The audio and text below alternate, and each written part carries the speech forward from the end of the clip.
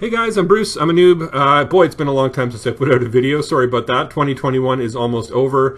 Things have been nuts with work and family and life, I guess, is what happens.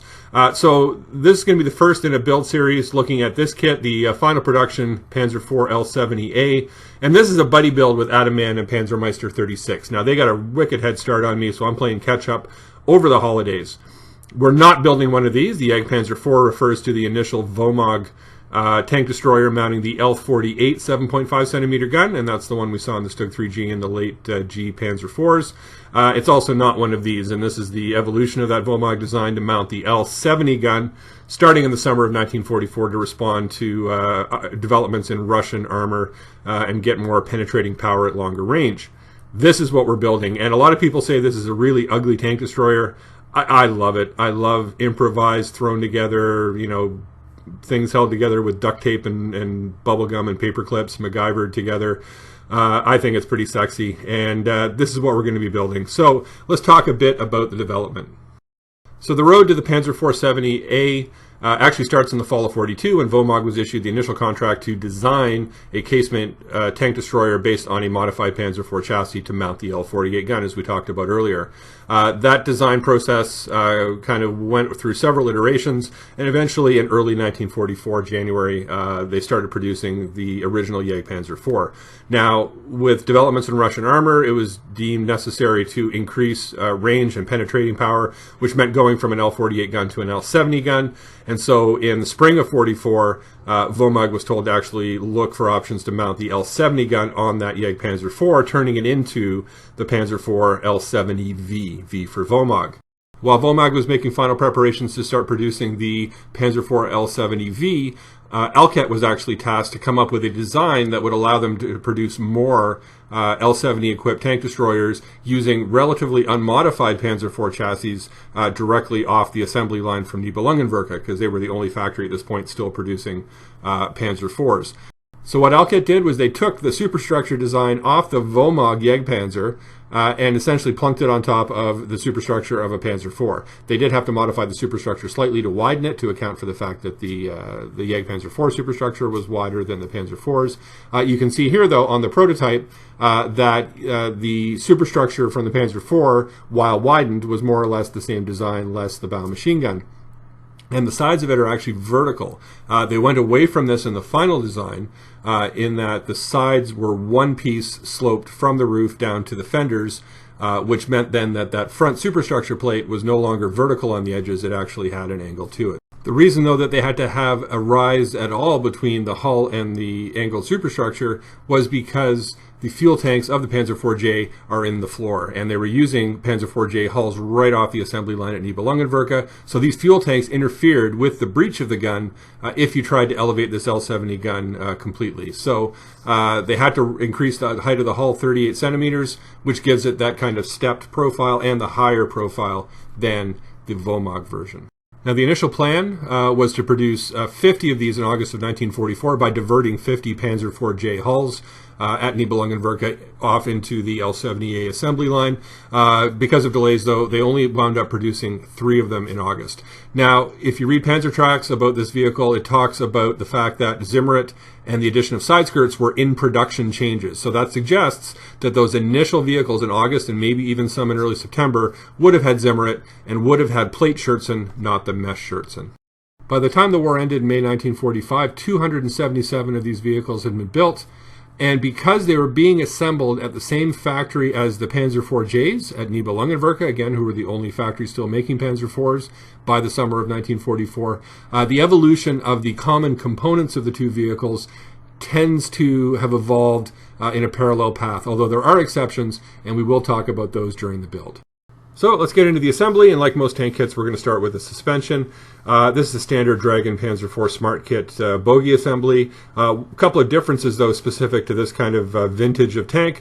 Part D13, the Bogey housing, if you look carefully, you'll see it's missing the 2 bolts on the top part of the housing there. That was something that was started in August of '44 on Pz.IVs. probably as an economy, labor-saving type thing. They figured they had enough strength without those two top bolts, and if you think about it, with 16 bogey housings, that's 16 fewer holes to drill in the hull. They use the older existing stockpile of the bogey housings, so you'll see them with the holes but no bolts initially, and then they transition to this type. Next, if we look at the bogey housing cover, part A43, there were several different styles of these used on Panzer IVs throughout its production history. So we'll look at the sprues and figure out which one we're supposed to use on this vintage of a Panzer IV derived vehicle. So these are parts A42 and A43, the one the kit wants you to use. You can see those two circles are very plain. There's not a lot of detail on them. These are actually appropriate to a Panzer IV A through D, so not good for a J. You can see that they're handed. The two little lines that come from those circles are actually supposed to point towards the front of the vehicle, so be careful with that. Now here you can see parts A44 and 45 at the bottom there. You can see those two large circles have a lot more detail in them. These covers would be good for something like a late Panzer IV-D through to about a mid Panzer IV-H. We have to actually go to the D sprue for parts D3 and D4 to get the right bogey covers. If you look at where those two raised lines come up from the two circles, where they meet, it's actually hollowed out. And this is the type of bogey cover we want for a late Panzer IV-H through J. For the drive sprocket, we're using the standard Panzer IV-H and J drive sprocket, but you'll see here we've got the welded bump stops that were actually introduced during Panzer IV-H production in the fall of 1943. The kit gives us two choices of idler wheels. You can see the standard Panzer IV-H and J cast idler on the left there, and the tubular welded idler that was more common to Panzer IV-G production on the right. The tubular one was reintroduced briefly during Panzer IV-J production, but all the photos I've seen of the L70A do show it with the cast idler, so that's the one I'm going to go with. This does mean we're going to have to use the first photo etch of the build. Dragon gives us these inner rings for the idlers as 3 separate pieces because, you know, it takes up less space on the photo etch sheet. So we're going to get these into place with some CA glue, and I'm really going to press these in firmly with my fingers. I know I'll probably leave some fingerprints, but we'll sand them off, and you're not going to see them anyway because these rings are on the inside of the idlers. And then once that's done, we'll just dab a little bit around the outside to make sure they're firmly in place and sand it smooth. If you look at the sides of the hull, you may notice there's little extensions on the front and back with holes drilled in them. These are the extended hull toe points that were added to Panzer IV and variants in October of 1944. Here's what they had prior to that, of course, on Panzer IVs like the H and the early Js. They had the bolted-on toe points on the front with the 6 bolts, and on the back they had the toe hooks. So you can see here, as they had extended the hull sides during Panzer IV-H production anyway, this was just taking it a step further to add the toe points into that extension and simplify production. Now, one key difference between something like an L70A, an L70V, or a Sturmpanzer compared to a normal Panzer IV-J were the fact that they used steel road wheels. They had a rubber liner inside them, but they were steel on the outside, and this was to compensate for the extra weight of the large guns on the front of these variants, and the fact that it was really shredding the standard rubber tires on the normal Panzer IV-J road wheels. So we're going to see 4 of these steel wheels on the first 4 stations on the front of our L70A. So Dragon does a pretty nice job with these. They give us the steel wheels as separate pieces, and you don't really have to worry too much about trimming out the interiors. We got a lot of parts, and it takes a bit of time to clean these up, but it's not terrible. You know, you cut them off the sprues and then trim them up, and they've done a very clever job with their engineering in that the sprue gates are pretty much going to be completely hidden, and you only have to do really minimal sanding. So the 2 halves go around each side of the steel outer, and then you just have to pop in a dab of Tamiya extra thin, and you're really good to go with these steel road wheels. A lot less cleanup than sanding off the seam lines that we normally see on a standard Panzer IV road wheel. So well done, Dragon, on that. I really enjoyed putting these together. Of course, we still have standard Panzer IV road wheels for the rear 4 stations on both sides, so a bit of cleanup, but nothing too bad.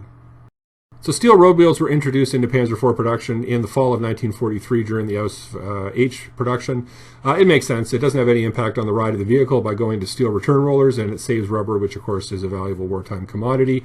The 3 versions the kit gives us, the first one on the left there, I've only ever seen that on a Hummel at the Deutsches Panzermuseum, and that vehicle is far too early production to represent a late J or variant, so I'm not going to use that one. The middle one is kind of what I'd consider a standard Panzer IV steel return roller, but the one on the right does pop up a lot in late J, so I'm going to use the D18, D19 version.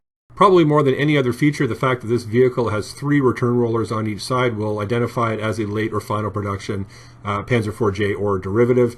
That change was made in December of 1944, and you can see here Dragons molded the standard brackets onto each side of the hull. Now, there is another type of return roller mount. You can see here it's a welded style.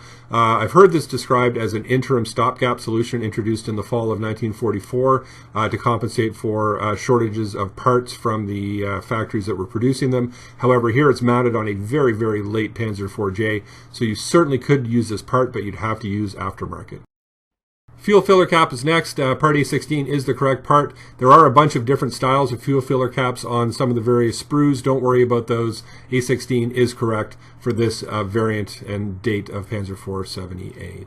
Now, one really neat feature we see on this kit, you can see part A65 or alternatively A63. These are actually what are called pin returns or pin knockers. And what would happen sometimes is that the track pins would kind of start to wriggle their way out from between the 2 track links, as presumably the cotter pin on the outer side would break. And these were on the rear of the hull, and the idea was that any pin that was protruding too far would bump against these as the track came around up over the idler wheel, and it would knock the pin back in. So cool little idea and a neat feature from about November 44. We're getting close to finishing the hull, though. One of the last things to do is to stick on the front armor plate. This is an 80mm armor piece that was on the front of the Panzer IVs, starting with the Ausführung H. And you can see in the bottom left there, part B4 has some holes that need to be filled. That's where the old style toe point would have been mounted, and I really hate filling holes and waiting for things to dry and then sanding and then filling again. Thankfully, Mann noticed that on one of the other sprues, there's a front armor piece that actually only has a couple of tiny little locating ribs on it, and other than that, it's exactly the piece you want with no filling. So get the chisel blade out and we're good to go. So guys, the hull's pretty much done. Hope you enjoyed this first installment of the buddy build with Mann and Panzermeister36. Really cool tank, the L70A. Looking forward to finishing this off. Hope you enjoyed it. Please consider clicking like and clicking subscribe. Hope you have a great 2022. Cheers.